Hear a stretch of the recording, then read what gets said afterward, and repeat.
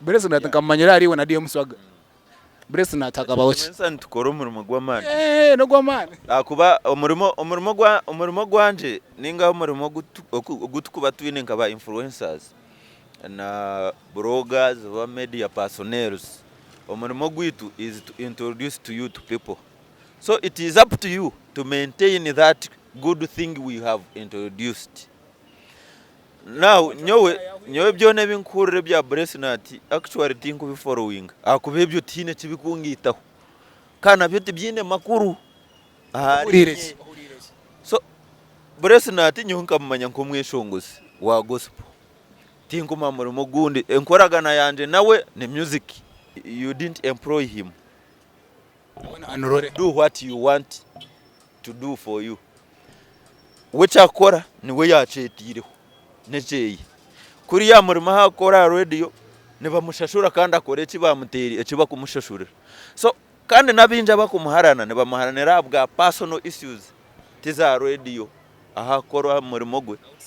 akuba noza kwimukojoti MVP tiyatere shongoro canje yimukaka kuja ati kitwara reception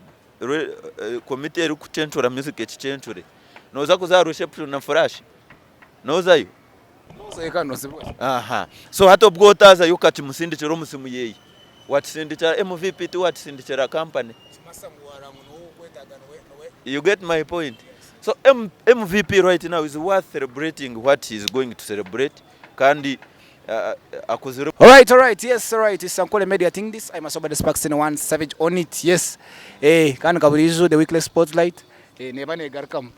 Bit kande rizoba. Nkaburizo ko kino kuba I have Bazin ZJ. Arakan nakaga wan kenjero mi. Serebo ambara eto ni kuba ni wachigamba. Kweta serebo ambara to koma hano honga. Yeta. Serebo ambara. Ninsinzira ambara nterensi yona. Kuzarubaro ba serebo. Chimanyisa ngo ninsinzira. Ko kuzarubaro ba serebo. Wambarara confusion eri gariwe bacho banzo yakora ture bamwe nankore media tubacira tubaramusya feel ankore weekly spotlight. It's been a while konka tugezaho kugira ngo tubiterereze kimwe biture biterire no tongerame bisoko reka tuganire nkaburijo wakigamba it's been a while ibintu biro byo nibintima aho cyaratandikire but byona nuza kubana bisubuka on the tuzagamba biriho hati ebindi ntubijaguma ntongeramo mishwaho. So Mbara State Festival, it's the talk of the town right now. Nchochiro nchobigo margambaho. So Mbara State Festival tendajigambo chama nte chinjimanya. First of all tubanze tumayembara City Festival njimaisati orukutureba Mbarara uwotakijaga Mbarara iwe no jihurura hoci ningana iwe ko kubodyo umutwe gwawe hari mucishaniki wawe uri kigambo Mbarara oyireho amahembe genti go kubanura Mbara bigashi Mbara numbara ingashe bitukubani tureba social media ngo trending recently Mbarara bakaiza kushoza amahurire bakujira kakoko ka sirimu kayonjire tikwe byasirimu ozumbi asirimu nakuteka abantacho just tugamba tugamba biri mu muri Mbara konka twazari Mbara City Festival ekuza kuba hweji weekend orwa katano n'urwa mukaga festival ekatandika last year Mbarara kuyafonera status ya city kurgo municipality then hija rugayo muntu ya developing idea yo kora festival in the city ku celebrating oburunji bwa Mbarara nke town nka capital city ya Western Uganda akano reveji ni regional city wori banda je town ne kwata wori nkahi ni regional city kane chin being under this province eri hi na Rwanda Tanzania Burundi wabasman hata abanyarwanda bini kwija Mbarara batakayicire Kampala abakongo ni baraba abatizede bareto hayife nibija so nchimensa ngo eji ni city ya Mbarara no Rembo oruku hostinga different people binje munonga so kwimuka kazame ibintu cyo kugicelebrating no kora festival kikabe eri idea nunje munonga kane indeed it's a nice idea konganche rugirira to celebrating tuta hata cyo kitwaza hejo abanyambarara festival ji bo bagifuna muki Mbara City Festival I think kwe kuberho kwe kwija yabaho tufune sente nico kine kuba ekintu cyo kubanza tufune sente tufune amashemererwa kandi tugaruke tuguze tawuni yitu tuje ngumva amashemererwa gine kubagaru nanye ne hoteli omuntu akaruga Kongo akija kararamo naba yashashura ki nasigaha sente ogo wa hoteli ni warahereze wa boda kuzaduka aguraho buhunga ningo mcere so ntumesa ngo sente zazo musite zakanye ire shide chimbe na huriro ngo abantu bakusobuze bitayero babiguriza amahanda like what have you heard about that? Yeah, niko festival kire kuba kuba orwa katanoro ne bakurozinga Amazon ne bakora street abantu baguriza amahanda ibyo kunywa biya ibyo kurya nyama ba DJs batere music amwenshi wabanza B biya no reyo shazo mwazo niyo kusinga yo kutambura na kare tukomesemerero so street ejo nituza ne bakutaho then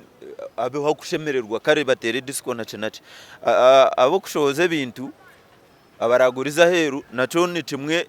meramwa eri kubereserwe eresere festival nkeje so abantu abarabe bine bintu byabo bije bagure baguze tushemererwa mu rurembo rwitu ikintu two sided charmasha business then at the same time chiruho ibizo bya burije na bakano mawaye kuta music tonton twakira so kitshirmu number Rasta Fest ndebere poster jango number Rasta Fest boss manye Royji homecoming my destination ankore which is which so ati ibintu nebizwarana ekintech kija kitikama nzikiriya ringeho Rasti yaku yabiromba Rasta Festival site ekata musente niyo yabere eyo mumure ba organizers though idea jo kubajihire mbara city council ati city council ne owning mbara city festival they are the owners of the festival so Rasti yakubya wire ogo mwaka it's like city council beta kuza ku organizing achi festival destination ankore ya rugayo yija ya shaba kurwaninga achi eji festival council teine kurujira aba destination ankore kuba kugera ne bajangu council teine budget yona yetiro muri ki omudyeji festival so it is Mbara City Festival is owned by Mbara City Council but 100% organized and being run by Destination Ankore. Ati nomfuna point yanje. Ine. Destination Ankore next year no mutegesi. Next year nabasano kubataru. Ngo kutuna already yemwe ine show yayo. Eyo kuchira kurabajola tabampire na chikum. Twira already ine show yayo ejiguza abantu bakora show wamfuna so nikwe ejeje Mbara City Festival next year habasakuza amabandi Brother Sparks no basakuye mukoti mujimpenje running I'm coming to inezo kutu so abashabo here is how Royji comes in Royji kuyarujire Kampala ya akana planning akora show kunuya kujita kacheka aza akana enda kujikore birabiro na munana okwa mukago kuyagizirate yabuza yashanga kunu hari yo City Festival birabiro na 2021 so norangu ni show mpango zona kazi hikine echi yakozere yaterera City Mayor Kachebezi ya mugambera echiro ya mujati ni planning akwisha kora show omukwa mukaga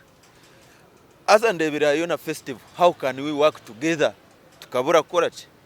kukoraidingana no kujangu either ntafereza festival ninga na ikamfereza mbara no rembo runkurize rumbisizeho so ni how can we work together Kachebezi ya connecting Royji to the organizers of the show Royji yazayo yastamana batebo barondo ko barakoragane bashanga nti ababa etabone cyafuri tebakwenda abantu bashashura Royji naenda akora show akaronda sente akashoroza sente ombantu so barondo ko barati simplifying kuri yangu byona byakora hamwe concert ya agenda je na festival yaguma hwerije abanyambarara bashemerwa mbera zabo so they came out with something like abantu omutwaro gumwa barabanze City Council ne kube bashashurire but the fact is at twaya yamaze magenyine there is an individual who paid Roy G bakambuza no expecting abantu bangaha show yawe no omuntu individual nkoko kura event eriho nairo ya ijere yapataninga MTN nabindi so na wori yakija nkapatana wa festival we yajati nyona na sponsoringo Roy bamuhereza sente bagaruka bikirizana kureta stage nungi yakadanke na sound yakabi abarabanze mabante omutwaro gumwe ni free ordinary orwa mukaga then byo kwa gatano byona ne busha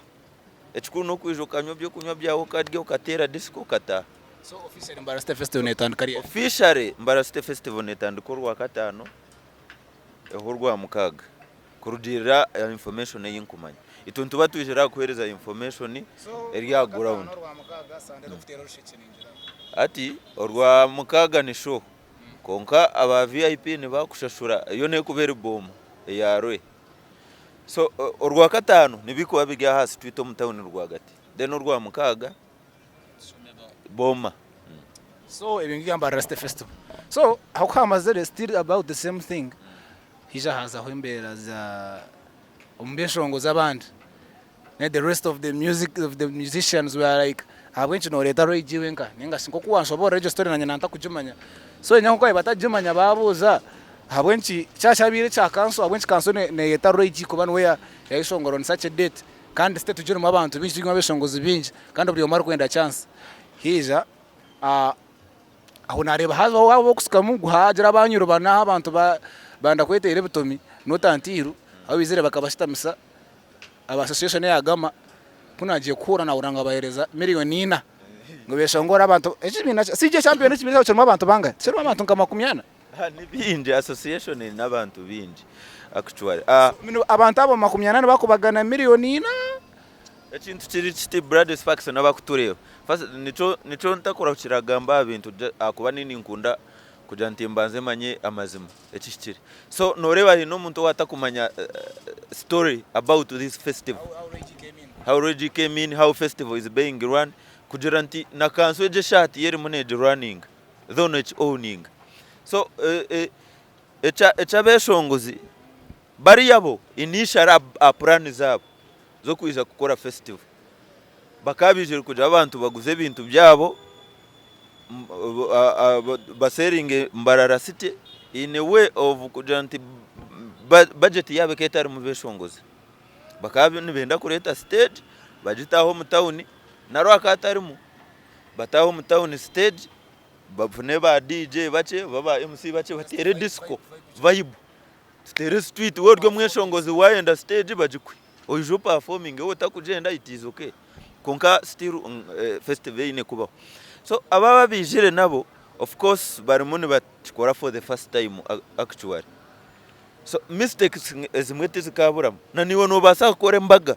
ombyafayo kore budget oshanga wayo bwo mwonyo kuguta budget kani gwetago emerenete kwa kubera mu mwonyo so since it is Mbarasite Festival being a regional city Western Uganda ne city nechimanisa nti abeshongozi ne ba stakeholders omustom bakabari aho kuba bari included konka baba abebirwe mu kimanyi ngo bakabebwa barabebwe bakabebirwe they were not considered nibakwebwa batori go mwesongo bataro ningashi they were not priorities so tukabavunana tukwijera no kujango twiju saba abantu bota bakanjire muni baguma bebirwe batakumanga nicetages so kugira ngo next time baza kwije nabo babatero budget ya miliyoni nka 2 ninga 10 ezo mu entertainment hata onanye umuntu ufunuko watero rusheche kokati bataro budget babahire miliyoni 4 sana noza kutero haji so ati kubijire kunu yabaheza kubikore ibyo byona bakamitinga ba DJ na ba MCs nore event betine ba influencers betaro ba influencers ba destination enkore niyo bene marketingira haro ba TikTok abace bashatu bari muni ba posting ampora the festival had no vibe kaura ba TikTok ino wakurekira ibare nkuwa cyose bajya gutabera akore kukora bata kareba ine TikTok wadzire ngo kuyarebere yafuna ejo deal ngo bokazo mu inbox ngo kamuyota aho timwe baba nansata berako. Have you seen that? I don't think that I can do that. Okay, no watch it. Ngaje etingu meti na rapo stinjera festival ngaje ntabantu ba festival tinka bichenjire. Iwe nakansaramu ngwine njeri mutarabarebereje ngo ngateche manso baba haba ngureka tugitere.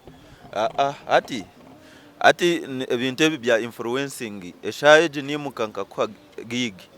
Your role is to make sure that my show goes to ears of people. Nimuka asumani yimuka akareta negative ni ukajereza attention. It means you're promoting the negative of what you're supposed to do. No, I just get put clarity. Nyenda tubanze tukore clarity aza omukwegesa nyoni nyende bintu byanje tushomese teacher nyenda abantu tubashomese akwato atabegise ne bagumana bakore nshobi kariya ni na subscribing to association eyindi spokesperson Western Bloggers Association aziza jirimu kabari garimu akabari gatarimu tarasashure subscription fee tarimu so chibina cyane katube open gomuzam ati tarwe nshonga nemwe yo kureba kariya ni kahima yafu nico chamani konka wimuko katandika ku taginga whoever said negative hati noba wabomwe mu bari muni ba promotinga abane ba divertinga eco kirekora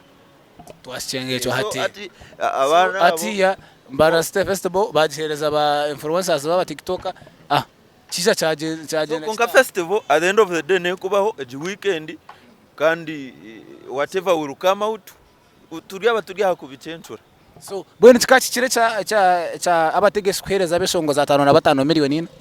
ico abategesi by the one muni oruchiko ruwenkandurimo kazayo nigo bakubarire wati mamwe akutunga miliyoni n'abantiga nkandi yo azo tinkuzenda kandi izo barindi zo tigambe izo tinkuzenda miliyoni nazabo bazibagano tinkwenda sente zabo beshongo zizo banarimwe tinkuzende CJ Bazin ko rize kutera urushecho tinkwenda CJ champion kabaka Saimo president ezo miliyoni nezibabahire tinkwenda ho tinkwenda ho kana na wano tekateko kuunguriraho nkasoda otajigura zazi gya sentezo Bazin oba hino koraganisa maja open neratu sente nkande yo mu ruciko now tutaka breminjira abantaba nyendito nka stakeholders bendo ngo tubanze tueshujume turebe obuziburayi tukakomplaininga tukemerera twajuma abana beshongozi nibakora production fira abana bagenda bakora ibyeshongoro birunje audio nunje twabajuma video abana hati nibakora video nunje ngweno ngo yiteyine mahure twisha twagakora ntimanisa ngo we have done what we can now ekibuzo kikabe kiri hati tukakoze reti kurebeka ngo opportunity nkeji yakwija nitubatori first priority kutekwa entertainment in first priority abeshongozi baba manyakare ba MC ba DJ ba influencer baba teka ho kare batakajira kureba umushubuzi w'umwani cyo kubateka hati tutakagiye na nokwe hata abeshongozi Roma nshaka kuba tur backstage none kandi yo nibibayo muri ya kivuro rumwe shongozo wakana booking jana miliyoni 3 ariko na yesengereza nyuma ya stage in fact na stage organizer amahise ngo aza stage so nogera ngo ntwiza kukayori garaho rwo no gamba ngo bakukure priority urcyari kwesengereza stage now ekintu kirikiti nitwetaga sensitization omubeshongo abeshongozi bitwa binji nibetaga sensitization nano kwegesebwa kumanya value yabo nano kumanya ko barakoregane nitwe bakakoragana na ba DJ ba stakeholders bona kureo kutura koregane tukabecitore enkoragana yitu yetakabire serious tukegesa nekikire korwa ntimensa ngo era still nibagoma bije hije nko mukoro nkogwe oshanga ngo Beazini bamuhira kakade ko influencing omweshongozi bamuhira abiri ngari live ya vare akarona rabje haja ngo kisinga kumunyiza ngwite bya bloggers na bya media personalities ngo nsinga beshongoze kitinsa. Do you think it's true kuba ntukikorerera? Do you think it's tumanya nitukwenda hati not every artist tumacho na imagama ntata abwencho nogera ngo eje saha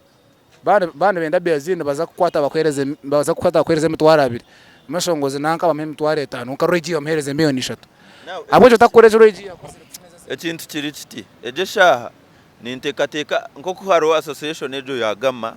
tuneza associations ezindi ba bloggers ba abantu kimwe nimwe abesongozi kankwereka abesongozi njano manya obe gama tiyo association nkai kuba abesongozi cyo cyo no chimanyo umo kajura echero anojanga wenshi takujuma abwenshi ndikigweni nyabusa abwenshi najangu nitwetaga mabintu nkebi kugira nti eshahedi ni mukankasitama na kabaka Simon ninga nkasitama na T-Paul haro ebinte binkureba business wise ebyata kureba nawe hine byakureba business wise ebyata kureba haro enjere itukujajingana nyonyi mukanjajinga artist ntakumanya bwenshi akozere cyakozere nawe mukabadwo kwa judging no bimutire niho bakwimutira ukahora nakora statement yo kugira ngo ba bloggers ni mugwisa beshongozi konkiwo wasitamoka weyingaje balance yawe norango kugwisa no kutungure china mani nti omurimo gutukora umweshongozi wamanya nti nani manya nyowe hati ejesha hana haza kubaho event ebebiro niwe omuntu nakwate semanterera ati beyazini ni plani ngo kore chineki omurimbarara no teka tukoze seba statement nojera no teka ngo tukoze seba naenda beshongozi naenda ba MCs naenda ba DJs ataho kora wabo inotaka kwakoraga niwe watakuchimanyira taka kutamaka niwe watakuchimangwa I can make a decision rasti rekangambe rasti ya festival nkastama aropapura bakanyeta mukanyene na mokshe akaroho na okuko wa abakozere festival ni manyamazin nkata ya Paulo ninye natire yizi nadi nkabane namba ya manager wo kumuterera tindarebere commission na nakatemwa nakam nimuninga nkata ya mazina banza urikize amazino karota yaga agora sese ngakata gashemerire kusa hati kuna kuba kwire sente ni ya muki so Addison areta majako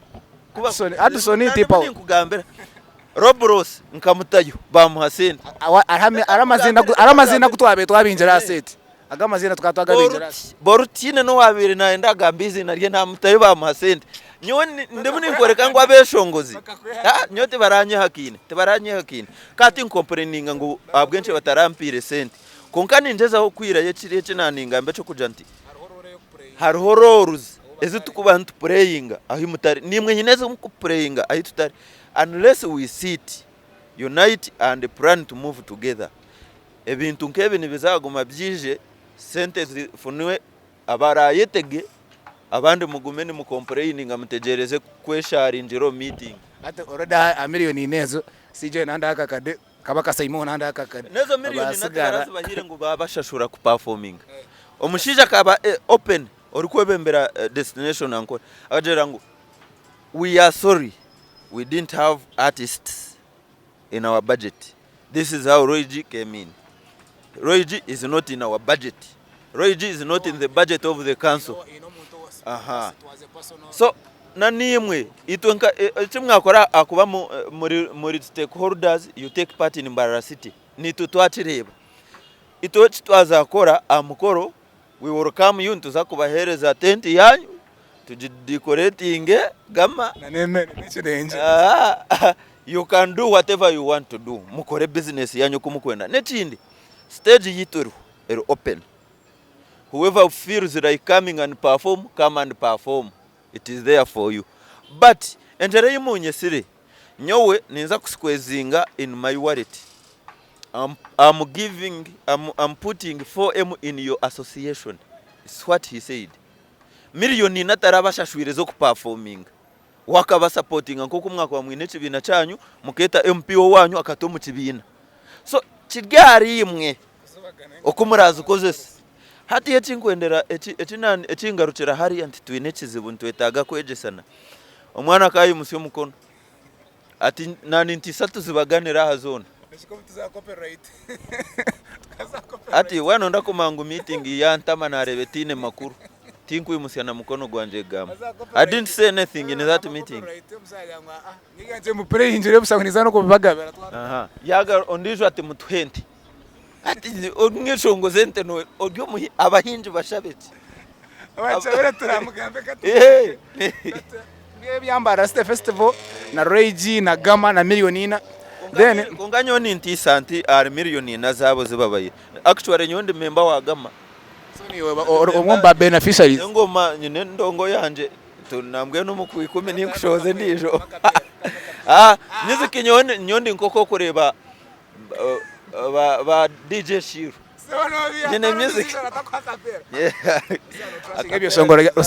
no se no trust ngebyo songoro yaba ngece shongoro canje nimuza kungamba konka nga Rage kabwaci niwe mwishongozi wenga twina beshongozi benje ba Big Bounce ba MK Crazy bakwirezinga babarekera shongozi tibine sente kare turugeyo so ndongo yito tekajire mu sente wano bahabaraki eti nani mpabura ari miri enjiri eyindi beneficiary wa Gama tikujangu no kubarabya mamisho gukora ki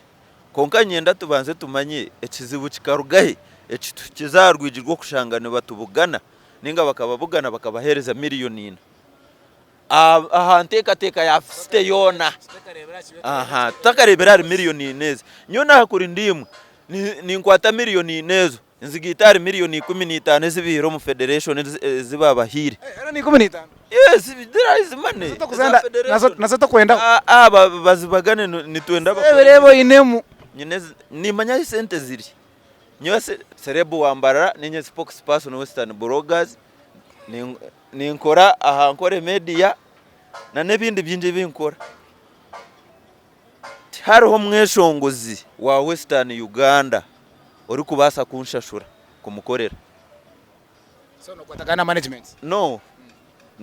na management ninje kuruje ni manyisa worth of omuntu kubugana kajati nyendo onkorereki kujanti okikore nkomurimo byo kujangu rikante mutereyo aho umuntu taragere ngo ayerega tikwerega eti ninchigamba bwo kujanti kurujire mbera yabeshongozi bitu bakoreramo eyuba kuberamo costs of living what expenditure audio haje kezare munajikorera mitwaro 25 niyo variye bature anya nakutera urusheki video kero naryo muri miliyoni 5 kana kuja ngo wetaka kozere video yako enda ngwa kuba beshongozi tibine sente zakwenda korera so hati warebo mweshongo zabo ya investing amesente nkezo ukaronda posts na flyers ngo ari muna performing oko zitaro no expecting ngo na iya sente zo kushashura batambata kuyema music yabona bagita mutuba kugiye ni mukankajantine mweshongo zo rukubasa kunshashura I know what I'm talking about ni manya sente ziri ninzo mu company y'amatake mpereza sente so beze no gaja ngo sente bwita kubwenda nkweyekebire bagume na sente nkweyekebire cyane baba wanshenjera nkafani ninga friend wa jangu nazo to kuzenda friend wa nozimpa wozi roko bare wajangu ebereba inemu naranjereta kwenda musente za sije bazanyo kori bazongera miliyoni 15 abana bazeguze bakore business hataho Brese natakamanyira ariwe na DM Swaga Brese nataka bawochi sensa ntukora umurimo gw'amani no gw'amani akuba umurimo gwanje ninga umurimo gutukuba twine nkaba influencers na bloggers wa media personnels umurimo gwitu is to introduce to you to people so it is up to you to maintain that good thing we have introduced now nyowe byone binkurire bya Bresnati actually think we following akube byo tine kibikungitaho kana byo tibyine makuru urire so Bresnati nyunka mumanya nko mweshongozi wa gospel tinko mamurimo gundi enkoragana yanje nawe ne music ne cheshongoro yarete cheshongoro akaja Beyazini help me push this I push that song obu bibweye na no burunji bweye oburya ari we so kana bagira ngo Bresnati na fera nkwandi kwakumara kufera leta center zingana Beyazini no bagira ko eziza kubana ko ngo nazifeze no hora jizire bagira ngo of course bazire ngo na fera bazire ngo quote my words bagira ngo Bresnati no mufeze so kwakumara kufera iza kusimbura seki orunyora so yato barakutwaremo munanga banta barampire sente Bresnati tarimo awamwe hakana ngyo mu kamera nyo tinkakorera ga center Bresnat akuba Care One Love. no project reka quote injire let me give you quotation of how I give you a breakdown of how I work. What was a project ukajireta as a business Beazina, I want to work with you as a business. Actually nyowe abantu abenda chikorire wabo ni shiba to push for a business. Spice Diana, I worked for Saha ndikumarira near 5 or 6 as a business project emwe wakoreche shongoro nka project okajindetera ngo nje pushing for money project ni ndikorera kakade Sibugayo no remera ati yaho checho ni abwenchi ningambecho ninyenda twahure okukora na nokuyamba omuntu akakusima saka nebintu bibiri reka kumunsi bahone sente ze ya fezera abantu be bamutuge ebyo nebyeye byo kutuga konka musically no ora no omuntu yakora nshobe okaria omuntu beka no omuntu yakora okay tumana stamina aka Bresnat akareta project eyinkwijukaho ya nibaje bakani baje tanjagara so to ekene tayito y'Uruganda nyonkamanya nkamureba nkamanya omwesongo stendamanya nyone ma project ya Resenejo ba bija bakakora na WhatsApp group mu bashifa bakansara amoni DM swaga nabandi bindi barechereye Bresnat akansendeteraho message akunje asiterebu nyine project yanje nyendo nyambe ho kugitambuza ondebere ama radio namujanti nyondi busy tinyine bwire bwo kumonitoringa radios so nimbasa kupostingiraho nkorere blogs na ninga toko njereze talkability relevance at fine Bresnat nabandyaho yansindikira kasoda kachi ati yaho tokunjara ngunka rya sente zeyi so ugambo bwo kumwendeza mino hayira yakiri kumugambira Bresnat oryo mweshongozi kandi korugero kunture ni impurura tinkwija kutera ninga gukora ati stories zikutambura mbu akurugaha kasiga yagera biyatera abiyafera kankoze tiwagamba konka kigwire cyo kigambo neceremera akabatera nabakugira ngo ukutera beating akabasabara inga akabatera ngo nabiyabuzaburize mu musente kandi nekindi story eriho ground ye bakutambuza amahurire timarundi hati hagaruka hija storage yaba bari Dubai nankaye noreba na video ezimpurire zikutambura nezereka ngo akabafera abayayi bakamutechesa amazo mukasonda yereze mukonebe nigujumisa abantu binji nigujumisa buri muntu we noragambira izina Bresnat nigujumisa beshongozi nigujumisa entertainment industry so tikugira ngo nigubane gujumisa we wenka nito nchitwatera ate nore umuntu okora statement nguye okarya sente zeyi kwakumara kufera ko zabafezi nkarya sente zabafezi kwakumara kufera ko kandi nzuma tangwezi yakweta I don't take evil money. I hustle for myself. Zingaruze nzumu. No. Nyene mirumenga. Waja unto kuteka evil money to kusteka. Nyewe zimpe zimutwara. Money I eat. Buri sente ni ndukorera. No timanya ni nkora radio ni shashuru. Ndi brand ambassador Africa ni shashuru. Brand ambassador brand influencer. So ebye bindi. Nebyabo konga Bresnat ebye bintu tibirunji atoro and whoever kandi omuntu wena orukoro mushango tindi ruhanga ngo nakucwera umushango konkokire kujajingwa fairly according to what you did Bible negera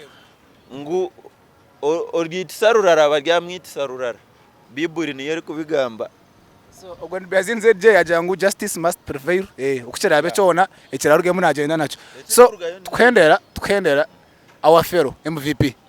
oba in full chon chochia dan MVP ayona kutegekira concert okuyikome biri 10 tikarebero ofeni obadan nandagite gaze ngo nomuntu mbarara sati mo bari gamayembe gende ordinary yemitware 5 azire kutakwenda mbaka cheri ngwachikozire kuchenchora so iwe dani ndano teka ngu injere yakurubana muna bamwe mbezo ngo zoteka tya buri kintu nakibasa kikora ninga MVP tini muntu wakurubana nawe nibo bakurubana nawe. I'm making this one clear according to what I understand and what I see. Nyomu nteka yanje MVP wenkawe tine muntu wayine obuzibu nawe kuyaho abantu abandi nibo bintu obuzibu nawe MVP. Why is it like this? Omuntu wano okora nawe ni chance ndo banzo mwege omanye we wona akora umurimo gwo gwakureba ngo ninyenda akora iki. Why he's not, you didn't employ him? Do what you want to do for you. Which akora ni we yacetireho neceye kuri ya murimo hakora radio ne bamushashura kandi akore iki bamuteri ekiba kumushashurira. So kandi nabinja bakumuharana ne bamuharanira bwa personal issues tiza radio ahakora murimo gwe akuba noza kwimukojoti MVP tiyatere ceshongoro canje yemuka kuja ati kitwara reception committee eri kucenchura music ekicenchure noza kuza reception na flash nozayo aha. So hato bwotaza yukati musindikira umusimu yeyi watsindikira MVP ti watsindikira company. You get my point? So MVP right now is worth celebrating what he is going to celebrate kandi akozere umurimo gwe. He did his part. So ekikuburaho nitwe niho tukutahiramo echata kozere akwa kutore twarebere MVP akana akora ibintu bya podcast byamurema bikamurema buri muntu ayine cyangwa byamurema so kubyamuremire yati yaguma cyakubasa. So MVP kare akozere umurimo gwe tugumusimire ekikuburaho Ronda Beyazini yarbura Ronda Brad Sparks yabura kansara munari nabandi bariyo binji naba bloggers naba influencers. Noteka ngo is it like an opener kujangu aigwireho na other bloggers kujangu aho misha onoza kusanganyo Beyazini notegeka nke chivuro ento bachitera mpaka rasi baso utabe chivuro nimbasa kutegeka meet and greet akubanye mweshate reka nkubuze mweshe notegeke chivuro oti Beyazini live in concert nonoza kweshongora no kwata kamera gamba stage nonoza korera kibafana no yemero tanga kusabura bakureba ojo tuvare music yemera otorio tono oti we yemera ono beta bugambira no sabaito cyane ngo bakora mwako ninza ko bikora so tujere nka MVP akona tuyigurura umuhanda MVP ekinte cyakora MVP akozere emyaka miringwa emyaka eri kurenga 10 na nyoni nchira kujanti abe agyo kuja 20 years of MVP konka ashazere muyasharaho ndijo twakora 10 plus ya lockdown twajiba ya lockdown tujishazere muna na buriyo Facebook yabire cinjira. So ati MVP karayi muchira kajatire mi celebrate ni mpamya industry MVP agikorire kintu chango munonga kandi ati nobwakuru yitayaringa. He has done it to his peak and he has done his best. Aho MVP aka-organizing aho shows akatwara beshongo zabashashura kora shows abahasente. MVP atire byesho akozere hits by the way the first project Putera Trace ebyo nebyeye kona hurire na ne yananka ya Oriano Ogogu General Van Aran soga kana chipaka kaina maja kana chipaka kashati no jangu first. Anyway, so MVP is worth to be celebrated abantu tuzeyo na mwe MVP VIP chetana baino hazo ne chetana I mean rather ordinary emitware tano kashati kankubuza MVP show ye nete kwa kora nete kwa kurugamo norebaho venue yero honari teru mweshi yimuka akajangu nyuma yangu munshango wanje mukani yoshoeri aketa abantu 10 n'abantu 10 nibabura kushashore chetane tano chetane tano MVP social capital jine by the way nchiza gukora so urabatazi basize obwo buzibe bwo so MVP 10 byo ku 10 we wish you nothing but all the best so Beyazini MVP ekinde chatine kwebwa no kujangu atakarya wenga kachecha akakora kantu karunje MVP both before and after the event oyine kujirechi wankora kacheche tia chiyanko ziriho disclaimer kore yakoze akakoraho nkiwe Kacece tiye cyo wampire next so MVP Kacece genda niko zahoze reke tinkuzenda so sibura bakutureba bakutureba hamwe namwe bari munonga Beyazini ZDJ Serebu Wambara Jin Weekly Spotlight webera munonga Brother Sparks cyokora kandi abakutureba nkore media don't forget I'm resuming Beyazini ZDJ Serebu Wambara exclusive interviews so nimuza kuba nimuzireba what you need to do ekikuru muguma nkore media kubahati osabahana bataka abantu bita bataka ba rock tukuzakora tebakuzakahona ruyari aryo tibarahona nyona takatanditse rari nyowe so of course nange nabantu bade Sparks nabantu ambuye na Savage ya camera abantu bamwizi DM Swaga is coming DM Swaga hona rebo